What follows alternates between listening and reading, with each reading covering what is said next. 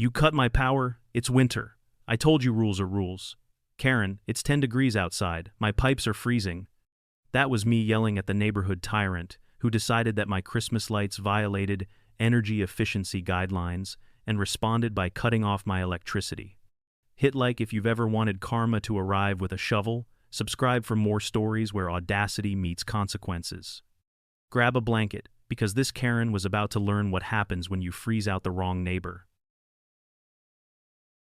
The night it happened, the air felt heavier than usual, the kind of cold that seeps into your bones before you even realize the temperature has dropped. Snow was already piling up on the streetlights, soft and endless, muting the world in that strange way only winter can. I was halfway through stringing my last set of Christmas lights, the same ones I'd hung every year since I'd moved into Maple Ridge Estates, when the glow flickered once and then died completely. The silence that followed was so sudden it almost felt alive. For a second, I thought the power outage was a grid problem, something the whole neighborhood would be dealing with. But then I saw her, Karen. Standing at the edge of my driveway, bundled in her oversized faux fur coat and leopard print gloves, holding that clipboard like it was a weapon forged by the gods of bureaucracy. She looked at me with that smug expression she'd perfected, the one that said she was about to ruin your day but in the name of community standards. Her breath puffed in little clouds as she cleared her throat, pretending the freezing air wasn't biting through her layers. "Your lights are in violation," she said, as if announcing a court verdict. I blinked at her, still trying to process the absurdity of what I was hearing. My lights, my property, my power. Violation of what? I asked, trying to keep my voice steady, even though irritation was already crawling up my spine. Karen tapped her clipboard like she was marking the rhythm of her authority. Excessive illumination. Section 4, Paragraph 2 of the Neighborhood Energy Efficiency Guidelines. You were notified by email. Notified. Right. The same email she claimed to have sent the month before when she fined my neighbor for having a bird bath that allegedly attracted mosquitoes. The same kind of notice that conveniently never existed anywhere outside her imagination. I wanted to laugh, but my porch light flickered once more before dying completely, confirming my suspicion. She hadn't just cited me for breaking her pretend rules, she'd actually cut my power. The woman had marched across the street, likely trudging through the snow just to reach the breaker box by the meter and flip the switch herself. The cold started creeping in almost immediately, wrapping around me as if the air itself was conspiring with her. Inside the house, the heater shut off with a groan that echoed through every empty corner. My breath fogged as I stepped into the darkness of my living room. Somewhere outside, I could hear Karen's boots crunching in the snow as she walked away, humming a Christmas tune that sounded more like mockery than joy. For a long moment, I stood there in the quiet, the only sound the faint ticking of the clock and the wind brushing against the windows. I thought about calling the power company, maybe the police, but something in me decided against it. There was no reasoning with someone like her. Karen didn't just enforce rules, she invented them. She lived for conflict, thrived on control, and carried herself like the self-appointed guardian of the neighborhood's morality.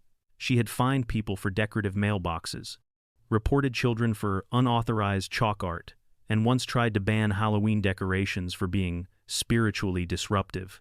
I lit a single candle and set it on the counter, the small flame flickering against the shadows, like a heartbeat. The warmth it offered was pitiful, but it gave me enough light to find the old camping stove I kept under the sink. If Karen wanted to make my life miserable, she'd have to try harder. But as I boiled water for instant coffee, I caught sight of her silhouette through the frost-covered window. She was standing in her yard, admiring her own Christmas lights that burned twice as bright as mine ever had. That was when I realized this wasn't about rules or energy efficiency. This was about power, literal and figurative. Karen wanted to prove she could control what everyone else did, even the temperature inside my home. I stood there watching her, the glow of her lights bouncing off the snow, her smug little smile visible even from across the street. The audacity was almost impressive. I took a sip of bitter coffee and whispered to the quiet room, "You picked the wrong guy to freeze." Because the thing about winter is, the cold doesn't just take your comfort, it sharpens your patience into something far more dangerous. And as I stood there in the faint candlelight, the idea of turning the tables began to take shape slowly, deliberately, like the frost creeping across the window pane. The storm outside wasn't the only one that night. The next 48 hours crawled by like a bad dream that refused to end. The power stayed off, and the temperature inside the house dropped low enough that I could see my breath each time I exhaled. Every morning, I woke to the sound of the wind pushing against the windows and the sharp crack of ice forming along the gutters. The air had a stillness to it, the kind that seeps into the walls and makes everything feel brittle and fragile.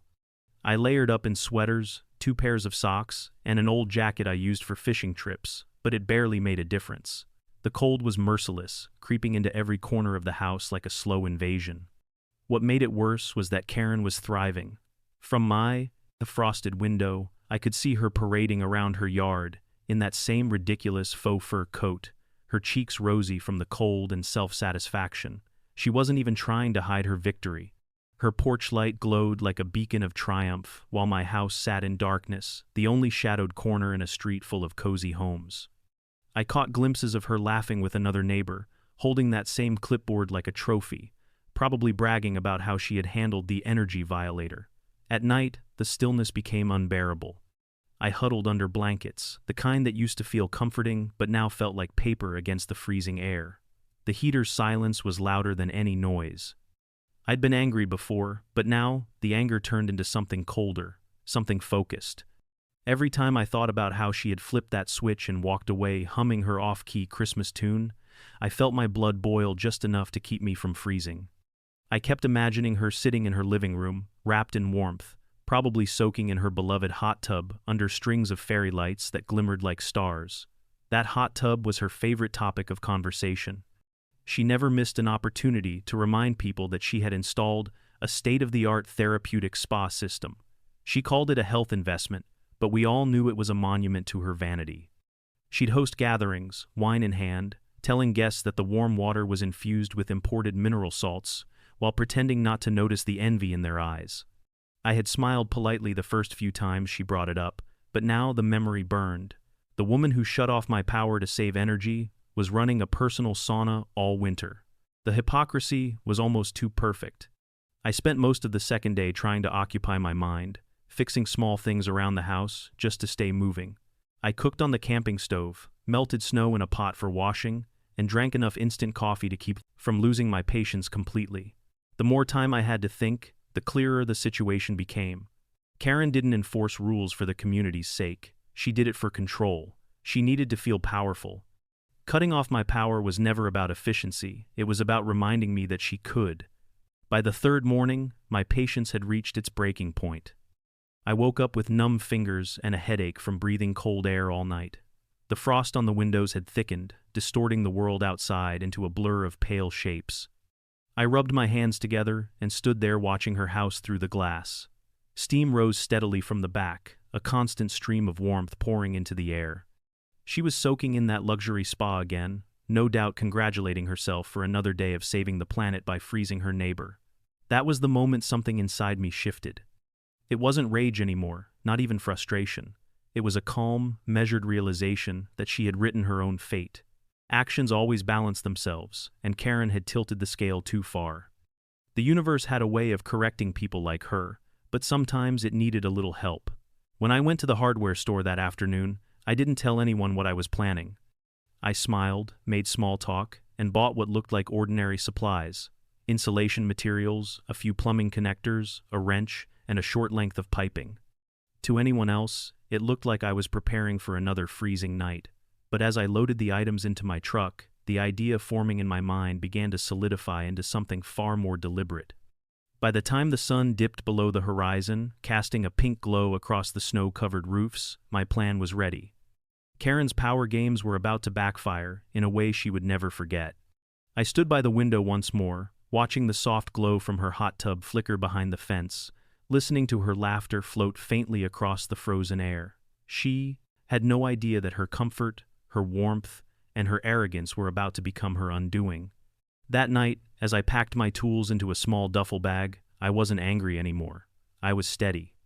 The same patience she had mocked in me would now become the weapon that ended her little reign. The cold had taught me something valuable. Nothing feels warmer than justice waiting to thaw.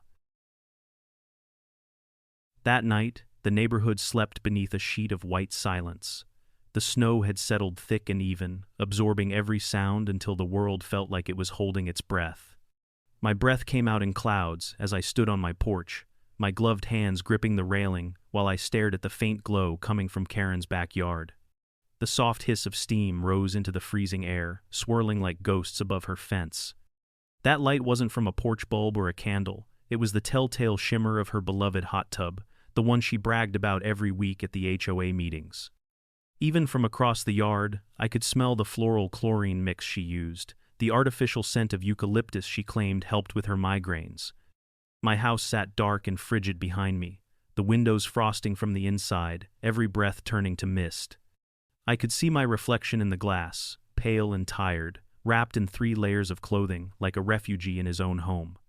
Somewhere beneath the exhaustion was something harder, a quiet determination that had grown colder than the night itself. I wasn't looking for revenge out of anger anymore. This wasn't about rage. It was about balance, about setting something right that had been thrown off course by her cruelty. When the clock struck midnight, I pulled on my boots and stepped into the snow. The air was so still that the crunch beneath my feet sounded like gunfire. Every step toward her fence felt like crossing some invisible line between reason and instinct. I carried a small tool bag, nothing suspicious if anyone happened to see me, but nobody was watching. The street was dead quiet, except for the faint hum of distant heating systems from houses that still had power.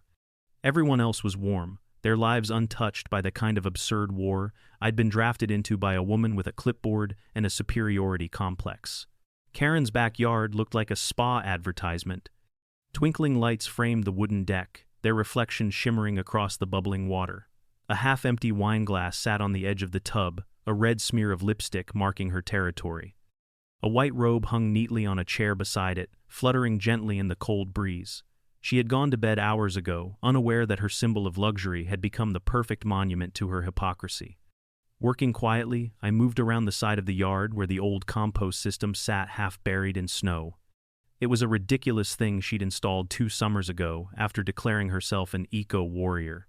She used it to show off during garden tours, bragging about sustainable living while sipping imported wine shipped halfway across the world. The irony wasn't lost on me. The system had a secondary hose that connected to her irrigation line, a clever design meant to distribute nutrient-rich liquid fertilizer across her flower beds. All I had to do was adjust a few fittings and reroute that hose into the spa's external drain system, which shared the same pressure valve as her deck plumbing. The process took less than 20 minutes, the kind of work I could do blindfolded after years of plumbing jobs. My breath froze on the air as I tightened the last connector and sealed the cap. The compost mixture had been sitting dormant for weeks, a dark stew of decaying vegetables and yard waste that reeked faintly even through the snow.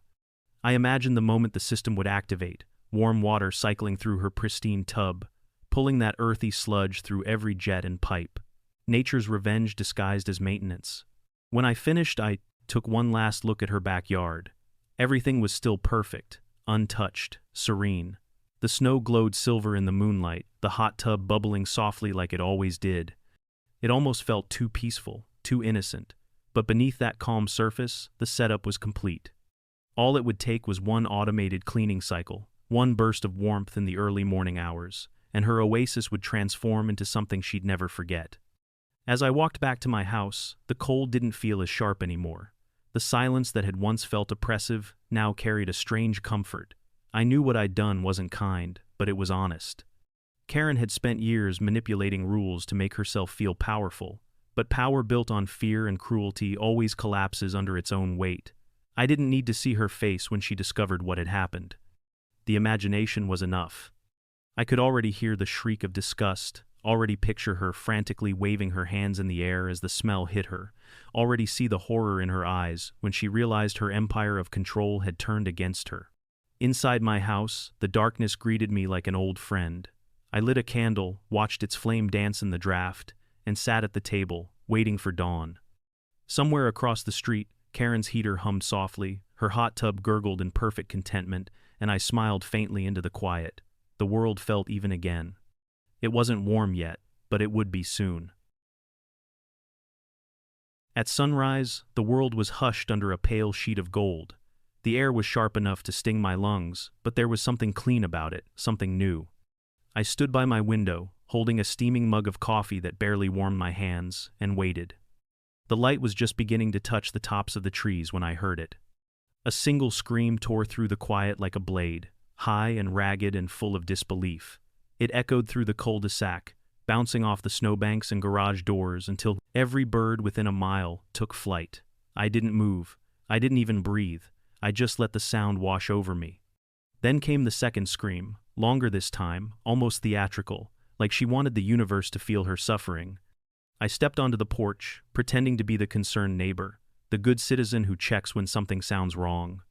From where I stood, I could see the thin plume of steam rising from Karen's backyard, swirling against the morning light like a white flag of surrender.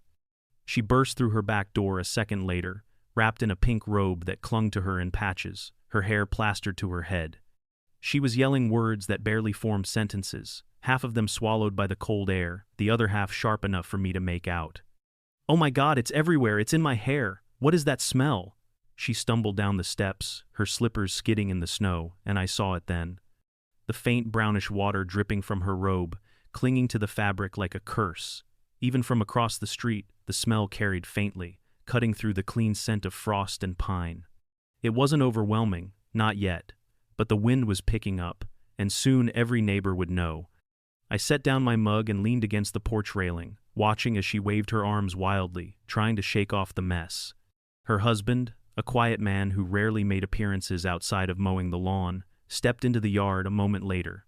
He was still in his pajamas, his face pale with sleep and shock. For a moment, he just stared at her, probably trying to process what kind of catastrophe could make his wife look like she had wrestled a sewer.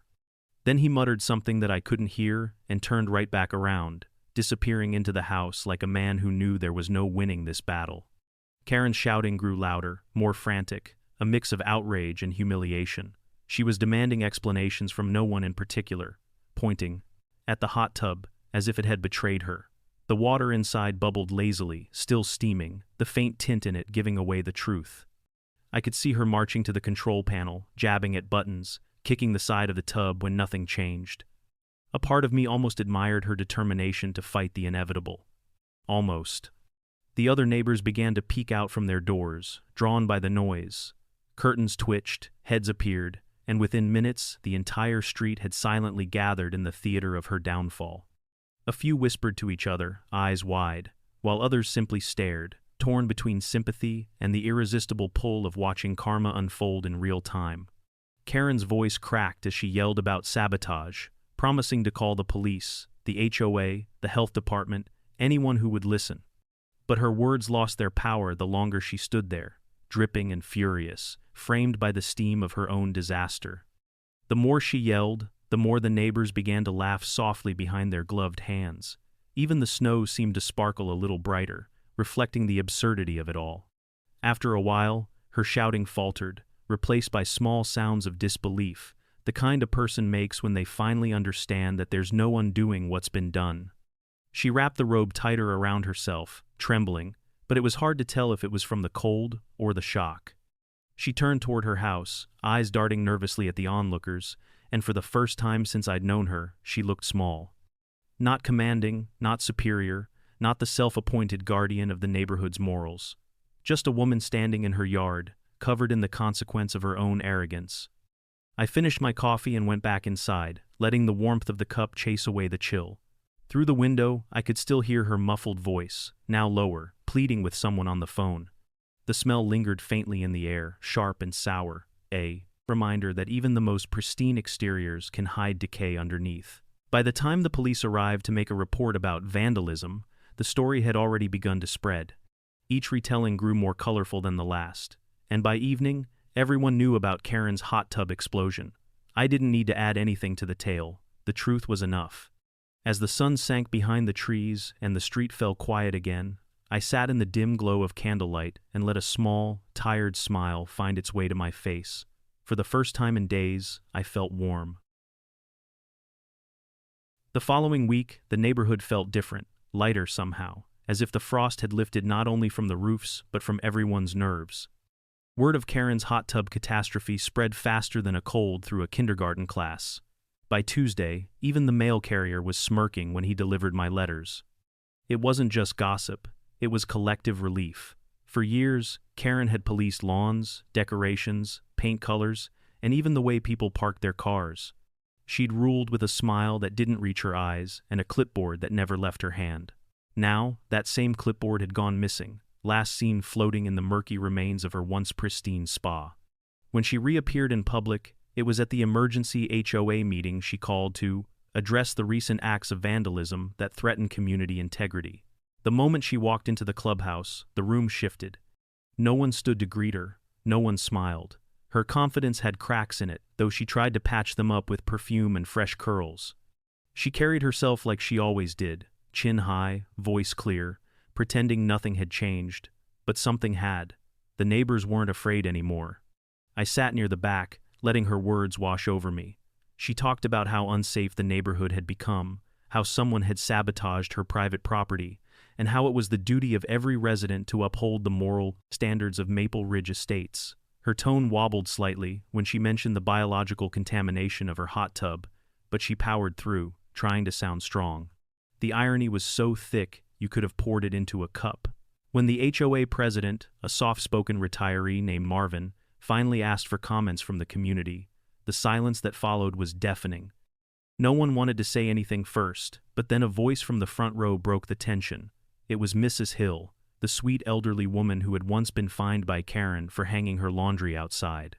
"Karen," she said gently, "you shut off that man's power in the middle of winter. You could have killed him." The room erupted with murmurs of agreement. Mr. Davis, who had been fined for having a slightly uneven mailbox, added that her hot tub used more electricity than his entire house. A young mother spoke about the time Karen had reported her for having a pink tricycle in the front yard, claiming it violated visual harmony. Every grievance that had simmered under Karen's reign boiled to the surface. The meeting turned into an unplanned reckoning, and Karen's composure began to melt faster than the ice on the sidewalks outside. She tried to talk over them, waving her hands, insisting that everything she'd done was for the good of the neighborhood, but the words no longer carried weight. The clipboard might as well have been a relic of a regime that no longer existed. Marvin cleared his throat and made it official. Effective immediately, Karen was relieved of all HOA authority and barred from holding any position in the association for 5 years. When he read that final line, a low cheer rippled through the room, the sound of people reclaiming their peace. Karen gathered her purse with shaking hands, her eyes glassy and wild. For a second, she looked straight at me, and I could tell she knew I'd had something to do with her downfall, even if she couldn't prove to it. But instead of anger, there was something else in her gaze. A quiet, bitter understanding. She turned away without a word and walked out into the snow, leaving muddy footprints on the tile behind her. That night, my power was finally restored. The heater kicked to life with a soft hum that felt like music. I stood by the window again, watching the neighborhood lights flicker on one by one. Across the street, Karen's house was dark. The hot tub had been drained, the deck scrubbed clean, the scent of disinfectant still drifting faintly in the air. For the first time in years, her yard was silent. No humming machinery, no bright lights, no hollow lectures about community responsibility, just silence. I made myself a cup of cocoa and sat in the glow of the living room lamp. The warmth seeped slowly into my bones, a kind of peace I hadn't felt in months. I thought about the absurdity of it all, the frozen nights, the quiet planning, the ridiculous sense of satisfaction that came with watching karma do what it does best. It wasn't just about revenge anymore. It was about reclaiming something she had taken: comfort, control, dignity. As the snow fell again outside, blanketing the street in soft light, I realized the neighborhood finally felt like home. People waved now when they passed my house. The children played in the cul-de-sac without fear of getting fined for excessive noise. Even Marvin stopped by one evening to thank me, though neither of us mentioned what had really happened. When I turned in for the night, I glanced one last time at the dark window across the street. Somewhere behind it, Karen was probably still fuming, plotting her next move, but it didn't matter. The cold couldn't touch me anymore. I'd learned that sometimes warmth isn't just heat from a furnace. Sometimes it's the quiet satisfaction of knowing that justice, when it finally comes, doesn't need an audience. It just needs time.